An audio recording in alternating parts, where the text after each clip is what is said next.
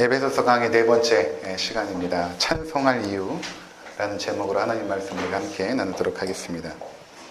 바울이 1절과 2절에 에베소 성도들을 향하여서 인사말을 하죠. 하나님 우리 아버지와 주 예수 그리스도로부터 은혜와 평강이 너희에게 있기를 원하노라. 그래서 은혜에 대해서 우리가 살펴보았고 그 은혜의 결과인 평강에 대해서 우리가 지난 주일날 함께 살펴보았습니다. 그리고 나서 바울이 글을 쓰지 않습니까? 에베소 성도들에게 하나님의 그 은혜와 평강을 그를 통하여 전달하려고 하는데 그의 마음 가운데서 그 하나님의 은혜와 평강이 너무 깊숙이 감동이 되는 것입니다. 그래서 원래는 이제 글을 쓰면서 하나님께 찬송합니다, 하나님께 감사합니다 이렇게 해야지 맞는데 너무 그 감격에 벅찬 나머지 터져 나오는 그 단어가 뭐였냐면 찬송하리로다 이렇게 터져 나온 것입니다. 그래서 사실 이 3절부터 시작되는 이 말씀, 특별히 14절까지는 굉장히 복잡한 문형으로 되어 있고 그리고 끊김이 없이, 원문을 보면 끊김이 없이 단번에 써내려간 구절입니다. 그러니까 신학자들도 이것을 어떻게 분석해야 될지 각자마다 의견이 틀리거든요. 그러니까 지금 바울은 그 하나님의 은혜를 생각하니까, 그분께서 주신 평강을 생각하니까 찬송이 터져 나오면서 단번에 찬송하리로다 그러면서 쫙 그분의 은혜를 써내려고 하고 있다라는 것입니다. 그래서 우리가 바울의 그런 어떤 그 마음을 첫 번째로 읽었으면 좋겠습니다. 그럼 그렇게 바울이 찬송에 터져 나온 그 이유가 무엇인가에 대한 부분들을 우리가 함께 살펴보겠습니다. 먼저 찬송에 대한 부분입니다. 이 찬송, 오늘도 우리가 오전에 찬송을 드렸는데 이 찬송에 대한 개념을 우리가 좀 명확하게 할 필요가 있습니다. 찬송이 무엇인지, 그리고 두 번째로 왜 찬양해야 되는지에 대한 부분을 우리가 살펴보겠습니다. 첫 번째 우리가 알 수 있는 것은 무엇인가 하면 찬송은 하나님의 은혜에 대한 성도들의 아주 자연스러운 반응이라는 것입니다. 그러니까 찬송이라는 것은 뭐 억지로 할 수 있는 것이 아닙니다. 그리고 강요해서 찬송하라고 명령할 수 있는 것도 아니죠. 그러니까 찬송은 하나님의 은혜를 우리가 기억할 때에 자연스럽게 우리의 심령 가운데 터져 나오는 것, 그것이 무엇인가? 찬송이라는 것입니다. 두 번째는 이 찬송은 하나님이 베푸신 은혜의 목적이기도 합니다. 이 부분을 우리가 이해할 필요가 있는데, 자, 먼저 우리가 6절을 한번 보도록 하겠습니다. 6절. 이는 그가 사랑하시는 자 안에서 우리에게 거저 주시는 바 그의 은혜의 영광을 찬송하게 하려는 것이라. 그러니까 지금 찬송하리로다 라고 시작을 해놓고 4절과 5절과 6절에 하나님께서 주신 은혜들을 이렇게 쭉 나열을 합니다. 그러면서 뭐라고 말하냐면 그의 은혜의 영광을 찬송하게 하려는 것이라. 여러분에게 하나님께서 은혜를 주신 목적이 무엇인 줄 아십니까? 그것은 하나님의 은혜의 영광을 찬송하게 하려는 것입니다. 이렇게 말하고 있는 것입니다. 또 12절을 한번 보실까요? 12절. 이는 우리가 그리스도 안에서 전부터 바라던 그의 영광의 찬송이 되게 하려 하심이라. 또 마찬가지로 하나님의 은혜를 쭉 기록하고 나서 12절에 그렇게 하나님께서 여러분을 구원하시고 은혜를 주신 이유가 무엇인지 아십니까? 그 영광의 찬송이 되게 하려 하십니다. 여러분들이 하나님의 영광을 찬양하는 존재, 찬송하는 존재로 하나님께서 만들어 가시길 원하십니다. 또 14절, 이는 우리의 기업이 보증이 되사 얻으신 것을 속량하시고 그의 영광을 찬송하게 하려 하심이라. 아멘. 벌써 이 1장에만 해도 하나님께서 여러분에게 은혜를 베푸신 그 목적, 그 이유는 바로 하나님을 찬송하게 하려 하십니다. 그렇게 말씀하십니다. 이사야 43장 21절에는 이렇게 말씀하십니다. 이 백성은 내가 나를 위하여 지었나니 나를 찬송하게 하려 함이니라. 우리를 창조하신 목적이 하나님을 찬송하는 존재로, 그러니까 하나님은 찬송받기를 너무나 기뻐하시는 것이죠. 찬양받기를 기뻐하십니다. 우리를 창조한 목적도 우리 하나님을 찬양하는 성가대로 창조한 것이죠. 그러니까 온 우주 만물을 하나님은 그분을 찬양하는 성가대로 창조하신 것입니다. 세 번째는 이러한 찬양의 주제에 대한 것입니다. 하나님께서 우리를 통하여 찬송받으시기 원하는데 그 찬송의 주제가 무엇인가? 그것은 성삼위 하나님의 어떠하심과 그분께서 행하신 일입니다. 이것을 여러분들이 오늘 좀 명확히 아시면 좋을 것 같은데, 우리가 무엇을 찬송하고 누구를 찬송해야 되는가? 성삼위 하나님, 그리고 그분께서 행하신 일, 우리 가운데 행하신 일입니다. 두 본문을 보겠습니다. 구약의 한 본문하고 신약의 한 본문을 보겠는데 이것을 통해서 찬송이 이것이구나 라는 개념을 여러분들이 잡으셨으면 좋겠습니다. 먼저 출애굽기 15장 1절부터 3절. 이때 모세와 이스라엘 자손이 이 노래로 여호와께 노래하여 일렀으되 내가 여호와를 찬송하리니 그는 높고 영화로우시며 말과 그탄 자를 바다에 던지셨음이로다. 여호와는 나의 힘이요 노래시며 나의 구원이시로다. 그는 나의 하나님이시니 내가 그를 찬송할 것이요 내 아버지의 하나님이시니 내가 그를 높이리로다. 여호와는 용사하시니 여호와는 그의 이름이시로다. 아멘. 지금 모세와 이스라엘 백성이 함께 이제 찬송을 하게 됩니다. 근데 이들이 왜 찬송을 하는가? 14장에 보면 애굽을 떠나온 이스라엘 백성이 홍해를 건넌 후에 하나님의 놀라우신 구원의 역사를 보게 된 것입니다. 홍해물을 가르시고 그 가운데 애굽의 군사들을 수장시키시고 하나님을 사랑하는 백성을 구원해내신 그 놀라운 사건을 경험하고 나서 그들의 심령 가운데 이 찬양이 이제 터져 나온 것입니다. 보면 이렇게 찬양하죠. 하나님은 높고 영원하십니다. 하나님은 높고 영원하십니다. 왜냐하면 말과 그탄 자를 바다에 던지셨기 때문입니다. 하나님의 어떠한 분이신가를 먼저 찬양하고 그 이유를 고백하고 있습니다. 또한 하나님은 나의 힘이고 노래시며 나의 구원이십니다. 하나님은 나의 힘이시고 노래시며 나의 구원이십니다. 이렇게 찬양했던 것입니다. 그러니까 찬양이라는 것은 그냥 감정적으로 흘러나오는 대로 그렇게 하는 것이 아니라 성경의 찬양은 반드시 어떤 사건이 있습니다. 그 사건을 체험한 하나님의 백성들이 그 심령 속에서 그 하나님을 고백하는 것입니다. 하나님은 이런 분이십니다. 왜냐하면 나의 삶에 이런 은혜를 베푸셨기 때문입니다. 이렇게 찬양했던 것입니다. 또 신약의 한 장면을 보도록 하겠습니다. 요한계시록 4장. 요한계시록 4장은 이제 요한이 성령에 이끌려 열린 하늘 사이로 이제 들어가서 그 천상에 있는 장면을 요한이 이제 목격을 하게 됩니다. 그 열린 문을 통해서 이제 들어갔는데 뭐가 보이냐면 첫 번째로 보좌가 이렇게 있는 것입니다. 이 보좌에 누가 계실까요? 하나님이 계시는 것입니다. 이 보좌를 중심으로 24개의 보좌가 있는 것입니다. 그 24개의 보좌에는 누가 앉아 있냐면 구약의 12지파의 대표들과 신약의 12사도. 이것은 무엇인가 하면 구약의 성도의 총수와 신약의 성도의 총수, 즉 구약과 신약의 모든 하나님의 백성들이 하나님의 보좌를 중심으로 둘러서 있는 것입니다. 이것을 24개의 보좌로 상징하고 있는 것이거든요. 그래서 요한계시록에서 항상 12이라는 숫자는 하나님의 백성의 총수를 의미합니다. 그렇게 보좌를 중심으로 하나님의 백성들이 이렇게 둘러 앉아 있고, 그리고 거기에 그 주변에 또 누가 있냐면 천사가 있습니다. 이 보좌 주변에 4 생물이 있다라고 말하는데 천사들을 의미하는 것입니다. 이 천사들이 무엇을 하는가 보니까 4장 8절에서 11절 4 생물은 각각 6 날개를 가졌고 그 안과 주위에는 눈들이 가득하더라.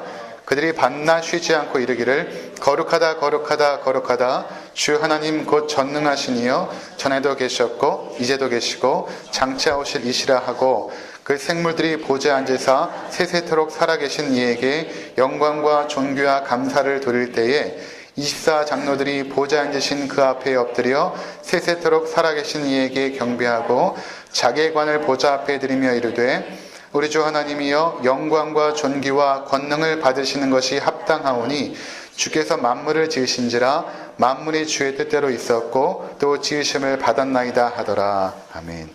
먼저 이 천사들이 찬양을 하기 시작합니다. 거룩하다 거룩하다 거룩하다 주 하나님 곧 전능하시니요 전에도 계셨고 이제도 계시고 장차 오시리라.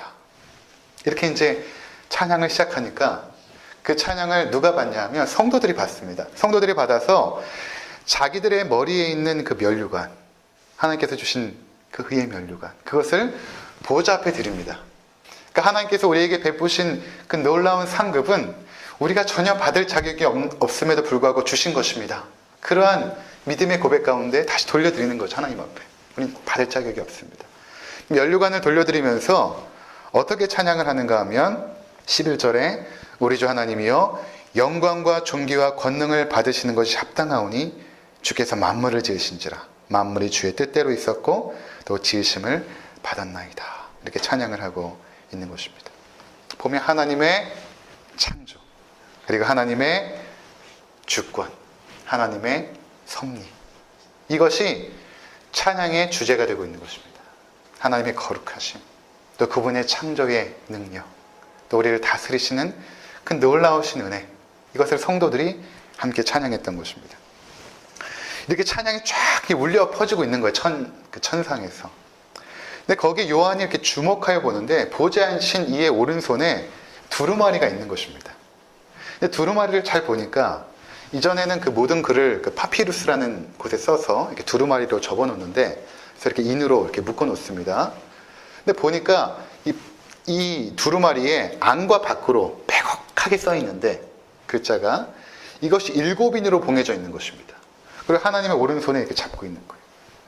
근데 이것이 무엇인가 하면 이 두루마리 책은 하나님의 구원의 역사입니다. 이것이 펼쳐져야 이 인류 가운데 하나님의 놀라운 구원의 역사가 펼쳐지는 것인데 하나님께서 이렇게 붙잡고 있는 거예요.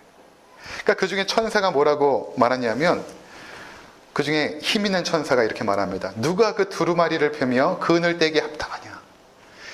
이 두루마리가 펴지고 이 인이 떼져서 하나님의 구원의 역사가 펼쳐져야 되는데 누가 과연 이것을 펼 것이냐.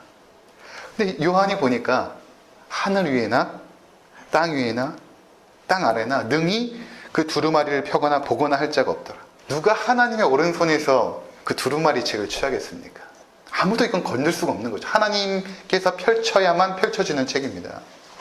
그러니까 요한이 통곡을 하면서 울기 시작합니다. 하나님의 구원의 역사가 인류 가운데 펼쳐져야 되는데. 그래서 여러분 5장 4절을 한번 볼까요? 요한계시록 5장 4절. 장로 중에 한 사람이 내가 말하되 울지 말라. 유대 지파의 사자 다윗의 뿌리가 이겼으니 그 두루마리와 그 7인을 떼시려 하더라. 요한이 통곡하며 울 때에 장로 중에 한 사람, 거기 이제 24 장로들이 있다고 하지 않았습니까? 하나님은 백성입니다. 그 중에 한 성도가 요한에게 찾아와서 요한이요, 울지 마십시오. 울지 마십시오. 유다 지파의 사자 다윗의 뿌리가 이겼으니 그 두루마리와 그 7인을 떼실 것입니다. 이 유다 지파의 사자 다윗의 뿌리 누구입니까? 6절에 보면 구체적으로 나와 있죠. 내가 또 보니 보좌와 내 생물과 장로들 사이에 한 어린 양이 서 있는데, 보좌가 있고 24 장로들이 둘러서 있고 거기 천사들의 존재가 있는데 이 보좌와 이 성도들의 사이에 누가 서 있냐면 어린 양이 서 있는 것입니다. 그런데 일찍 죽임을 당한 것 같더라. 그에게 7뿔과 7눈이 있으니 이 눈들은 온 땅에 보내심을 받은 하나님의 7영이더라. 그 어린 양이 나와서 보좌 앉으신 이의 오른손에서 두루마리를 취하시니라. 우리가 잘 압니다. 이분이 예수 그리스도이십니다. 예수 그리스도께서 하나님의 오른손에 두루마리를 취하시고 그것을 펼치신 것입니다. 하나님의 구원의 역사가 예수 그리스도를 통하 이 땅 가운데 펼쳐지게 된 것이죠. 그랬더니 다시 찬양이 시작됩니다. 8절부터 요한계시록 5장 8절부터 함께 읽도록 하겠습니다. 그 두루마리를 취하심에 네 생물과 24 장로들이 그 어린 양 앞에 엎드려 각각 검은고와 향이 가득한 큰 대접을 받았으니 이 향은 성도의 기도들이라. 그들이 새 노래를 불러 이르되 두루마리를 가지시고 그 인봉을 떼시기에 합당하시도다. 일찍이 죽임을 당하사 각 족속과 방언과 백성과 나라 가운데서 사람들을 피로 사서 하나님께 드리시고 그들로 우리 하나님 앞에서 나라와 제사장들을 삼으셨으니 그들이 땅에서 왕노릇하리로다 하더라. 자, 여기까지 보면 이제 그 성도들이 검은고 찬양의 도구 아닙니까? 그리고 금 향로가 있었는데 성도들의 기도, 우리의 기도와 그 찬양의 도구를 가지고 하나님 앞에 나와서 찬송을 시작하는데 그 찬송의 내용이 무엇인가 하면 바로 어린 양 예수 그리스도의 그 죽으심과 그분의 구원을 찬송하는 것입니다. 일찍 죽음을 당하사 각 족속과 방언과 백성과 나라 가운데서 사람들, 그 죄인들을 그분의 핏값으로 사서 하나님 앞에 드리시고 그들을 우리 하나님 앞에서 나라와 제사장들을 삼으셨으니 그들이 땅에서 왕노릇하리로다. 하나님, 우리를 구원해 주시고 하나님의 제사장, 왕같은 제사장으로 삼아주셨습니다. 죄인들을 어린 양의 핏값으로 사신 우리 구주 예수 그리스도, 그분을 찬송하고 있는 것입니다. 4장에서의 찬송의 주제는 하나님의 창조와 다스림이었다면 5장으로 넘어가서는 예수 그리스도의 구원을 찬송하고 있다는 것입니다. 그렇게 성도들의 찬양이 진행이 되다 보니까 11절에 찬양이 점점 확장되어지기 시작하는데 함께 읽도록 하겠습니다. 내가 또 보고 들음에 보좌와 생물들과 장로들을 둘러선 많은 천사의 음성이 있으니 그 수가 만만이요 천천이라. 큰 음성으로 이르되 죽임을 당하신 어린 양은 능력과 부와 지혜와 힘과 존귀와 영광과 찬송을 받으시기에 합당하더라 하더라. 이 찬양이 수많은 천사들의 찬양으로 이어지고 있습니다. 성도들로 시작된 그 찬양이 이제는 천사들에게서, 여기서 끝나지 않죠. 13절에서 14절 함께 읽겠습니다. 또 내가 들으니 하늘 위에와 땅 위에와 땅 아래와 바다 위에와 또 그 가운데 모든 피조물이 이르되 보좌 앉으신 이와 어린 양에게 찬송과 존귀와 영광과 권능을 세세토록 돌릴 자다 하니 내 생물이 이르되 아멘하고 장로들은 엎드려 경배하더라. 이제는 모든 피조물들도 찬양하고 있는 것입니다. 꽃들도, 구름도, 하늘도, 태양도, 달도 하나님을 찬송하고 있는 것입니다. 우리의 구원자 예수 그리스도, 그분의 구원하심을 모든 피조물들이 찬양하고 있는 것입니다. 즉 하나님께서 우리를 창조하셨을 때 그 목적이 온전히 성취된 것이죠. 찬송하는 성가대로서의 그 목적이 마지막 날에 이루어진 것입니다. 자, 지금 하나님 나라에 먼저 들어간 우리 성도들이 무엇을 하고 있을까? 찬송하고 있는 것이죠. 이렇게 하나님의 창조와 구원자 예수 그리스도를 찬양하고 있는 것입니다. 그렇다면 이 땅에 있는 우리 성도들의 찬송의 주제는 무엇이 되어야겠습니까? 너무나 당연한 것 아니겠습니까? 하나님의 창조와 그분의 다스림, 우리의 구원자 예수 그리스도의 죽으심과 부활과 그분의 다스림, 지금도 성령으로 내주하셔서 우리를 인도하시는 성령 하나님의 그 인도하심, 이것이 찬양의 본질인 것입니다. 찬송의 본질은 성삼위 하나님을 높여드리는 것, 그분의 어떠하심과 그분께서 행하신 일, 그것을 높여드리는 것이 바로 찬송인 것입니다. 근데 오늘날 우리의 찬송이 너무나 이러한 것에서 멀리 떨어져 있음을 보게 됩니다. 개인적인 어떠한 그 삶의 고백들이 주로 많이 불려지고 있는 것 같아요. 사실은 예배 가운데는 성삼위 하나님의 이름이 높임을 받아야 됩니다. 그분의 구원과 그분의 다스리심, 우리를 통하여, 우리 입술을 통하여 우리가 주일 아침에 나와 함께 일어나서 찬송을 부를 때는 하나님의 구원이 높임을 받아야 되는 것입니다. 우리를 통하여. 찬송의 본질은 성삼위 하나님의 창조와 구원과 다스림, 이것인 것입니다. 그 나라에 가서 우리가 하게 될 이 일을 여기서부터 우리가 해야 되는 것입니다. 하나님의 구원과 그분의 통치, 그분의 인도하심, 이것들 속에서 우리 안에 개인적인 간증의 고백들이 나올 수 있겠지만, 오늘날 많은 수많은 찬송들이 너무나 감정적이고 또 너무나 악기에 의존되어져서, 또는 성도들의 마음을 뭔가 인도자가 격정적으로 감정을 불러일으켜 뭔가를 손을 들거나 박수를 치거나 춤을 추거나 하는 것들을 억지로 하려고 하는 것들은 사실은 자연스럽지가 않은 것입니다. 우리 손이 정말 천근만근 무겁죠. 손 들라고 할 때 안 들어갑니다. 이거 안 되거든요. 하나님의 은혜에 대한 자연스럽게 반응되지 않으면 찬송이 되어지지가 않습니다. 그래서 우리가 아침에 나와서 먼저 기억할 것은 무엇인가 하면, 항상 찬송은 사건과 연관이 되는데 이 사건은 하나님의 창조와 구원입니다. 그리고 그분의 인도하심, 이것을 먼저 아침에 나와서 여러분들이 기억해야 되는 것입니다. 그 구원을 기억하며 일어나서 그분의 높고 위대하심을 높여드릴 때 하나님의 창조의 목적이 이 예배 시간 가운데 성취가 되는 것이죠. 하나님이 예배 주인이시기 때문에 그런 것입니다. 우리가 두 번째 살펴볼 것은, 오늘 본문에서 바울이 찬송이 이렇게 터져나왔던 그 가장 중요했던 이유는 무엇인가 하면 이것입니다. 1장 3절 우리 다시 한번 읽어볼까요? 시작. 찬송하리로다 하나님 곧 우리 주 예수 그리스도의 아버지께서 그리스도 안에서 하늘에 속한 모든 신령한 복을 우리에게 주시되, 하나님께서 우리에게 신령한 복을 주셨다는 것을 생각하니까 찬송이 터져나온 것이죠. 그리고 그 신령한 복에 대한 부분은 다음 주부터 이제 살펴보게 될 것입니다. 신령한 복, 영어로 하니까 every spiritual blessing, 모든 영적인 축복, 이것을 바울은 물질의 복과 비교하여서 지금 언급하고 있는 것입니다. 여러분들은 하나님 나라의 모든 영적인 축복을 받은 자들입니다. 생각하니까 찬양이 터져나온 것입니다. 구약에서의 복은 대체적으로 물질적이었죠. 그래서 구약에 보면 하나님께서 축복을 말씀하실 때, 내가 너를 부유하게 하겠다, 내가 너를 건강하게 하겠다, 내가 하는 일에 형통함을 주겠다, 또는 많은 자녀를 허락하게 하겠다, 이런 것들이 구약에서의 복이었습니다. 물질적인 축복에 초점이 맞춰 있었습니다. 그런데 예수 그리스도의 오심으로부터 시작해서 복의 개념이 바뀌기 시작합니다. 그것은 영적인 복으로 바뀌어집니다. 왜 그럴까? 왜 복이 물질적인 복에서 영적인 복으로 이렇게 바뀌었을까?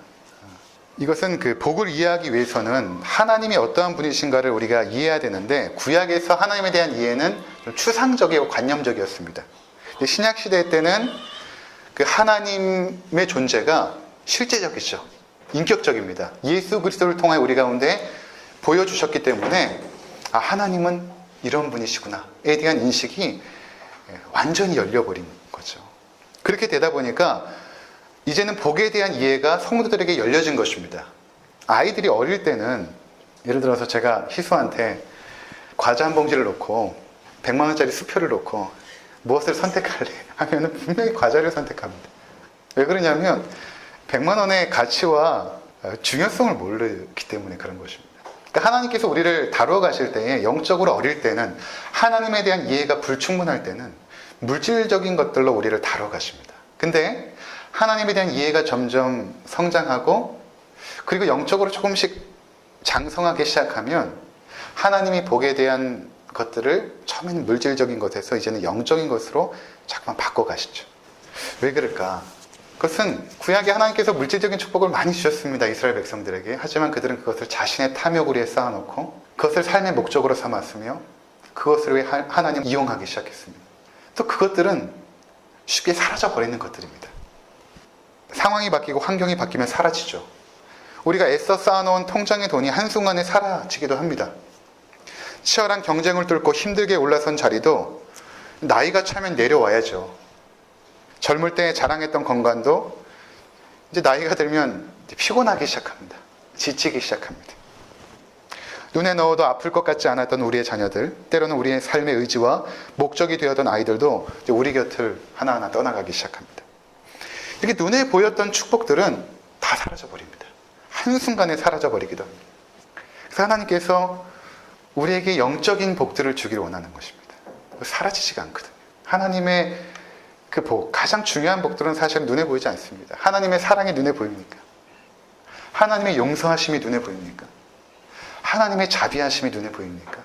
그렇지 않죠. 이러한 복들이 우리 가운데 주어진다는 것입니다. 그러니까 바울이 그것을 깨달은 것이죠. 그러니까 찬송하지 않을 수 없었던 것입니다. 근데 오늘 본문을 보면 이 시점이 중요한데, 모든 신령한 복을 우리에게 주시되, 이 완료 시점입니다. 이미 주어졌다는 것입니다. 너희에게 이미 하나님의 그 신령한 복이 이미 너희 가운데 주어졌다라는 것입니다. 너희에게 줄 것이다가 아니라 이미 너희에게 주어졌다. 우리의 삶 가운데 하나님의 신령한 복이 이미 충분히 만족스럽게 주어진 것입니다. 근데 우리가 그것을 깨닫지 못할 뿐입니다. 아직 깨닫지 못하는 거예요. 그래서 찬송이 나오지 않는 것입니다. 그래서 우리가 이 땅에서 하나님께 복을 구하는 것 자체가 사실 염치 없는 거예요. 이미 다 받았습니다. 우리가 무엇을 더 구하겠습니까? 이제 그 복에 대해서 다음 주부터 이제 설명이 되어질 텐데, 사실 우리는 너무나 충분하게 많이 받았습니다. 그래서 바울이 이렇게 기도하죠. 1장 18절과 19절 한번 살펴보겠습니다. 1장 18절과 19절. 너희 마음의 눈을 밝히사 그의 부르심의 소망이 무엇이며 성도 안에서 그 기업의 영광의 풍성함이 무엇이며 그의 힘의 위력으로 역사하심을 따라 믿는 우리에게 베푸신 능력의 크심이 어떠한 것을 너희로 알게 하시기를 구하노라. 아멘. 너의 마음의 눈을 밝히사 그 부르심의 소망이 무엇이고 성도 안에서 그 기업의 영광의 풍성함이 무엇인지, 또 그의 힘의 위력으로 역사하심을 따라 믿는 우리에게 베푸신 능력의 지극히 크심이 어떠한 것인지 알게 하시길 구하노라. 기도합니다. 이미 너희에게 받은 하늘의 영적인 축복이 어떠한지를 너희가 알기를 원하노라. 너희의 마음의 눈이 밝혀져서 이미 주어졌는데 너희가 알지 못하기 때문에, 너희의 마음의 눈이 밝혀지지 않아서 알지 못하기 때문에 내가 기도하는 것은 너희가 그것을 깨닫게 되기를 원하노라. 기도했던 것입니다. 그러니까 우리가 복을 구하기 전에 먼저 기도할 것은 이것입니다. 하나님, 내 마음의 눈을 밝혀주셔서 이미 내가 받은 하늘의 영적인 복을 깨닫게 하옵소서. 기도할 필요가 있습니다. 우리가 막 불평하다가도 하나님께서 그 은혜의 손을 잠깐만 놓으면 내가 받은 하늘의 모든 축복이 얼마만큼 큰지 알죠. 예를 들어서 여러분이 병원에 입원을 했다고 생각해 보십시오. 내가 그동안 건강하게 하루 3끼 밥을 먹고 물을 시원하게 마시고 집에서 잠을 잤던 것이 얼마만큼 큰 축복이었는지 알게 됩니다. 하나님의 그 은혜의 손길을 잠깐만 놔도 내가 지금 얼마만큼 큰 축복 안에 있는지를 깨닫게 되는데, 여전히 염치 없게 하나님 앞에 복을 구하는 것은 사실은 성숙한 신앙은 아닙니다. 기도하셔야 됩니다. 하나님, 이미 우리 가운데 충만한 그 복을 마음의 눈을 열어 깨닫게 하옵소서. 기도할 필요가 있다는 것입니다. 다음으로 살펴볼 것은 이 복의 기원입니다. 여기 보니까 하늘에 속한 복이라고 말하고 있죠. 하늘에 속한 복. 땅에 속한 것이 아니라 하늘에 속한 것.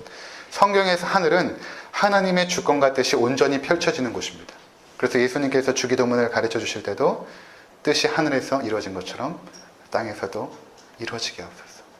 하나님의 주권과 통치가 온전하게 일어나는 그곳, 하나님의 그 온전한 다스림이 펼쳐지는 그곳, 그것이 하늘이거든요. 그곳으로부터 내려오는 그 영적인 복들. 그래서 야고보서 1장 17절에 이렇게 말합니다. 온갖 좋은 은사와 온전한 선물이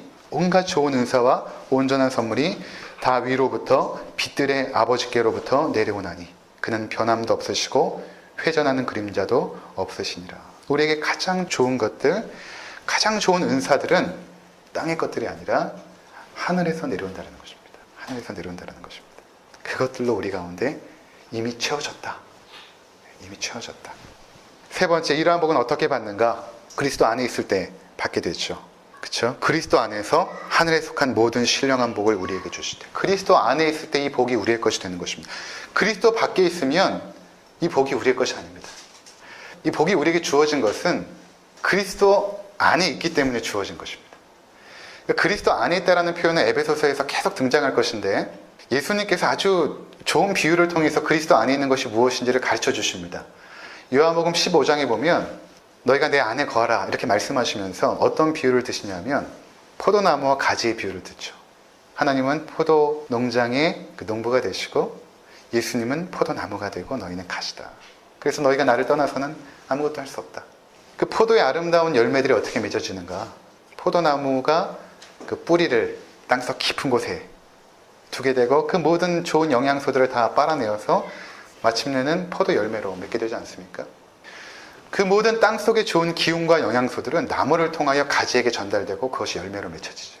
마찬가지로 우리가 예수 안에 붙어있기만 하면, 그 안에 거하기만 하면 하늘로부터 내려오는 모든 신령한 복이 우리의 것이 된다는 것입니다. 근데 그분 안에 거하지 않으면 우리가 아무리 이 땅에 많은 축복을 받았을지라도 그것은 우리에게 복이 아닙니다. 여러분들이 그리스도 밖에서 얻는 복들은 복이 아닙니다. 그건 오히려 여러분들을 파멸에 이르게 할 것입니다. 근데 세상의 모든 것을 다 잃어도 그리스도 안에 붙어있게 되면 하늘의 신령한 모든 복이 우리의 것이 되죠. 사랑하는 성도 여러분, 여러분들이 과연 그리스도 안에 있습니까? 우리 자신을 한번 살펴보시기 바랍니다. 내가 과연 그리스도 안에 있는가? 그렇다면 이미 하늘의 신령한 복이 여러분의 것입니다. 그리고 우리는 이미 너무나 풍성하게 받았어요. 너무나 풍성하게 받았습니다. 그래서 불평과 불만하는 것, 전에 성경 공부 시간 때 우리가 배웠지 않습니까?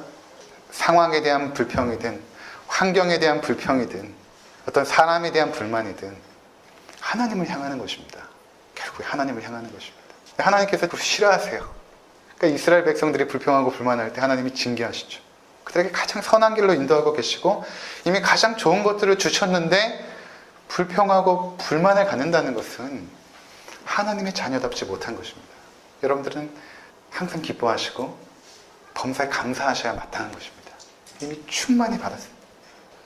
이제 우리의 마음의 눈을 열어 그 복을 바라볼 수 있어야 됩니다. 그리고 바울처럼 마음 깊은 곳에서 터져나오는 찬양으로 성삼위 하나님을 찬송해야 되는 것입니다.